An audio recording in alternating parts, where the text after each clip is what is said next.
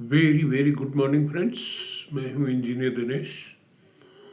दोस्तों, जैसा कि आप जानते हैं कि इस चैनल पे रोजगार सृजन पे कार्य चल रहे हैं और बहुत सारे नए नए आइडियाज़ आपको दिए जा रहे हैं। और हम ये भी जानते हैं कि हमारे बच्चों में निराशा के भाव पैदा हो रहे हैं, जिसे मिटाना और कारगर प्रबंध करना बहुत आवश्यक हो गया है। अभी जो खबरें आ रही हैं डिपोर्टेशन की, उसमें मैं नहीं जाना चाहता हूँ, मगर उसकी जड़ में जरूर जाना चाहता हूँ कि जड़ में तो बेरोजगारी ही है ना। मेरी बड़ी माँ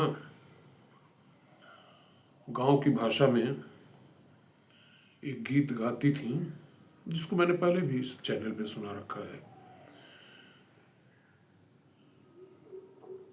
जिसका सारांश ये था कि विदेश जाने के पीछे रेलिया न बैरी जहजिया न बैरी है पैसवा बैरी ना, घुमावे देसवा और विदेशवा यह पैसवा बैरी ना।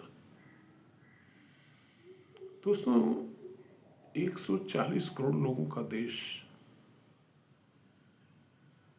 सबको रोटी कपड़ा मकान दुकान शिक्षा स्वास्थ्य एंटरटेनमेंट ट्रांसपोर्ट चाहिए। कितनी बड़ी मार्केट है, और एक पिद्दी सी मार्केट जो सेचुरेट हो चुकी हो, जहां हमारा एक चौथाई आदमी भी हमारी जनसंख्या का न रहता हो, वहां पे हम रोजी रोटी तलाशने जाते हैं।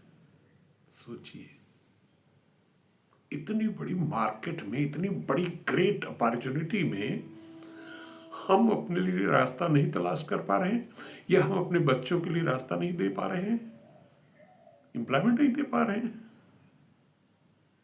बजाय इस पे चिंतन करने के, मतलब जैसे डॉक्टर जो है एलोपैथी का, वो सिम्टम पे दवा देता है, रूट काज नहीं। उसी तरह से हमारा समाज, हमारे राजनीतिज्ञ, हमारे विचारक, हमारे मीडिया, ये समस्या की तह तक नहीं जाना चाहते। ये अपनी टीआरपी बढ़ाते हैं। मैं नाम तो नहीं लूंगा, लेकिन इतने गलत तरीके से प्रस्तुत किया गया है इस प्रकरण को कि घिन आती है पत्रकारिता से। बहरहाल दोस्तों, इस चैनल का उद्देश्य ही है एम्प्लॉयमेंट जनरेशन और लोगों को एम्प्लॉयमेंट जनरेट के लिए प्रेरित करना, एंटरप्रेन्योर्स क्रिएट करना। जैसा कि मैंने आपको बताया था अभी सुबह सुबह कि प्रयागराज की धरती पर इसमें अध्यात्म व्याप्त है, फिजाओं में अध्यात्म है। मैं यहाँ नैनी में बैठा हुआ हूँ, असर यहाँ तक है।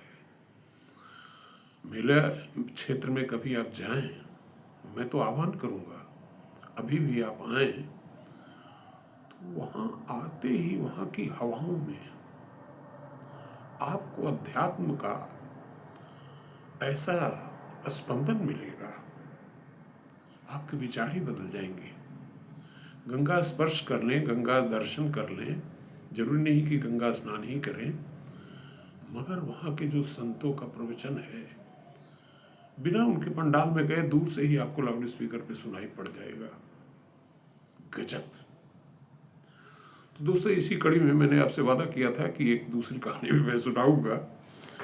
तो आज की जो दूसरी कहानी है, जिसको मैंने कहीं पढ़ा है कोरा पे ही, इनफैक्ट सबने पढ़ा होगा, और लेकिन ये एक पौराणिक कथा है, किसी ने सुनाया अपने तरीके से और हम अपने तरीके से सुनाते हैं। इसमें कॉपी पेस्ट वाला मसला लागू नहीं होता है। और जैसे तुलसीदास जी ने लिखा है ना कि हरि अनंत हरि कथा अनंत, कहीं सुनहि बहु विधि सब कंत। तो कहानी कुछ यूं है कि जो दान है जो भक्ति है,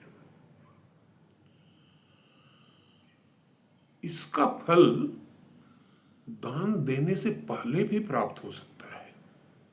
this is very time travel in backward direction. देखिए, हमारे शास्त्रों में टाइम डायलेशन का तो उल्लेख ही है। रेवती का किस्सा तो आपने सुना ही होगा, और शायद मैंने भी सुनाया है आपको कि लाखों साल पहले भी या हजारों साल पहले भी हमें टाइम डायलेशन का ज्ञान था, जो आइंस्टीन ने 1905 में प्रस्तुत किया। तब लोगों को शायद ये विश्वास हो गया होगा कि हिंदू धर्म की पौराणिकता पे और उसकी सच्चाई पे और उसकी तार्किक शक्ति पे और उसकी वैज्ञानिक शक्ति पे, क्योंकि उसके पहले लोग कह सकते थे कि ये कैसे हो सकता है कि ब्रह्मलोक का समय अलग, पृथ्वीलोक का समय अलग। लेकिन जब आइंस्टीन ने टाइम डायलेशन की व्याख्या दे दी, तब अब भले ही आइंस्टीन का टाइम डायलेशन भी उनकी समझ में न आया हो, लेकिन अब लोग इस आलोचना से बचेंगे। बहरहाल, दूसरी कहानी ये है कि एक जो है गांव में एक महिला थी, तो उनको संतान नहीं प्राप्त हो रही थी, घर में कोई बालक नहीं था। नारद जी उधर से गुजरे, नारायण नारायण करते हुए। तो महिला ने उन्हें प्रणाम किया, कहा कि प्रभु, आप तो नारायण नारायण करते रहते हैं और नारायण के पास जाते भी हैं, तो क्या मेरा आंगन ऐसे ही सूना रहेगा? इसमें किलकारियां नहीं गूंजेंगी क्या? प्रभु हमें आशीर्वाद नहीं देंगे? तो नारद जी ने कहा कि भाई देखिए, मैं तो जाऊंगा, तो अनुरोध करूंगा प्रभु से। बहरहाल कुछ दिन बाद गए और नारायण के सामने उन्होंने महिला का आवेदन प्रस्तुत किया, परंतु नारायण ने कहा कि इस महिला को इस जन्म में पुत्र प्राप्ति का योग नहीं बन रहा है। बहरहाल नारद जी तो एक मैसेंजर थे, वो अपना उधर का संदेशा इधर पहुंचा दिया। महिला बड़ी निराश हुई। कुछ दिन बाद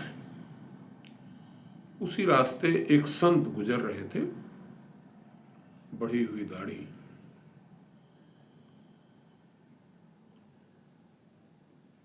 गेरुआ वस्त्र। महिला ने आभा मंडल को देखा, बड़ी प्रभावित हुई और सोचा कि ये पहुंचे हुए संत हैं, क्यों न इनसे भी मैं प्रणाम कर लूं, आशीर्वाद ले लूं। महिला ने उनके चरण स्पर्श किए। संत अंतर्मन को समझ गए। संत ने कहा, पुत्रवती भव, कहकर चले गए। कुछ दिन बाद, या यूं कहिए कि कुछ महीनों बाद, संतान की प्राप्ति होती है। संतान बड़ा होता है, बड़ा होने लगता है। कुछ ही दिनों बाद नारद भगवान जो है वो भी पुनः उसी रास्ते से गुजर रहे थे। महिला ने देखा, प्रणाम किया, कहा प्रभु, आपने तो कहा कि नारायण ने कहा है कि इस जन्म में संतान प्राप्ति नहीं होगी, परंतु एक संत के आशीर्वाद से संतान प्राप्त हो गई। मुझे बड़ा आश्चर्य हुआ। नारद भगवान को ये बात लगी, अंदर से गुस्सा भी आया प्रभु के प्रति, लेकिन वो कर क्या सकते थे। बहरहाल दिमाग में संशय तो पैदा ही हुआ। तो अगले विजिट में नारायण से उन्होंने पूछा कि प्रभु, आपने तो कहा था कि संतान प्राप्ति नहीं होगी, मगर संतान तो प्राप्त हो चुकी है। प्रभु ने कहा नारायण ने कि भाई देखो, इस समय मेरी तबीयत है खराब और मुझे इलाज की सख्त जरूरत है और मुझे रक्त चाहिए 4 किलो। किसी तरह से मृत्यु लोग जा करके पृथ्वी लोग 4 किलो रक्त की व्यवस्था करो। अब सवाल का जवाब क्या मांगते? जब प्रभु ही बीमार हैं तो चले आए नीचे, वो एक छुरे की व्यवस्था की और जगह जगह जा करके लोगों से अनुरोध करने लगे कि ऐसी ऐसी प्रॉब्लम है, कुछ रक्त मिल जाता। पूरा पृथ्वी घूम लिए, नहीं मिला। संजोग से उसी जंगल में पहुंचे जहां पे वो संत महोदय रहते थे, जिन्होंने उस नारी को आशीर्वाद दिया था पुत्र प्राप्ति का। उनसे भी अनुरोध किया। संत ने बिना सोचे समझे नारद जी से कहा कि आपके पास कोई यंत्र उपकरण, चाकू छुरा है जिससे मैं रक्त निकाल सकूं? तो नारद जी तो अपना चाकू लेके, छुरा लेके घूम ही रहे थे। उन्होंने दिया। उस संत ने 4 लीटर दूध, 4 लीटर ब्लड जो है अपने शरीर से निकाल दिया। नारायण के पास पहुंच गए नारद जी लेकर के, रक्त सौंपा। सोचा अब तो उत्तर मिलेगा, तो बिना पूछे ही नारायण ने बता दिया कि नारद जी, जरा आप सोचिए कि पूरी पृथ्वी पे आप रक्त के लिए भ्रमण किए, नहीं मिल पाया आपको, मगर उस संत ने एक बार कहने पर ही पूरा शरीर से अपने रक्त निकाल करके उसने दे दिया। और आप भी तो दे सकते थे, आपने तो नहीं दिया। तो जरा आप ही बताइए कि ऐसा संत जो मेरी भक्ति में अपना रक्त दान कर सकता हो मुझे, तो क्या उसके दिए गए वचनों को पालन कराने के लिए मैं सृष्टि के नियम भी नहीं बदल सकता और एक नारी को एक पुत्र भी नहीं उपलब्ध करा सकता? दोस्तों, मोरल ऑफ द स्टोरी ये है कि हमारी भक्ति और हमारा दान, भविष्य में जो आप दान देने की इच्छा रखते हैं या देते हैं, उसका फल पहले भी मिल सकता है। कोई जरूरी नहीं कि दान देने के बाद ही मिले। इस कहानी से ये सिद्ध होता है। दोस्तों, ये सब कहानियां इसलिए दिमाग में आ रही हैं क्योंकि इस समय जो महाकुंभ प्रयाग की धरती पे चल रहा है, पूरा अध्यात्म मेला क्षेत्र ही नहीं, समूचे प्रयागराज में व्याप्त है।